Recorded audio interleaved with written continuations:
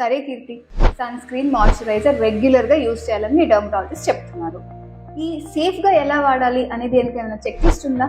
ఒక ప్రొడక్ట్ అనేది తేగానే ఫస్ట్ దాని మీద లేబుల్స్ అండ్ ఇంగ్రీడియంట్ లిస్ట్ అనేది చూడాలి. ఒకవేళ లేబుల్స్ లేకపోయినా, బ్రాండింగ్ లేకపోయినా, ఇంగ్రీడియంట్స్ లిస్ట్ లేకపోయినా అవి ఎప్పుడు యూజ్ చేయకూడదు. So know the label, read the label. Definitely. And too many products, ఎక్కువ ప్రొడక్ట్స్ తెచ్చేసుకొని స్కిన్ మీద లేయర్స్ లాగా అప్లై చేసేసి ఓవర్ నైట్ లో తెల్లగా అయిపోవాలి, యాక్నే పోవాలి అంటే జరగదు. సో టూ మెనీ ప్రొడక్ట్స్ కూడా అవాయిడ్ చేయాలి.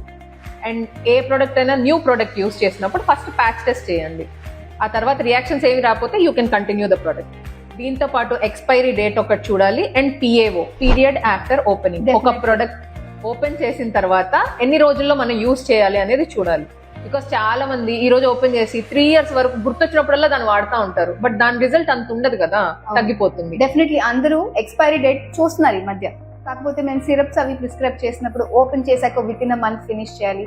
So even for all cosmetic and beauty products period of opening అనేది ఇంపార్టెంట్ అన్నమాట.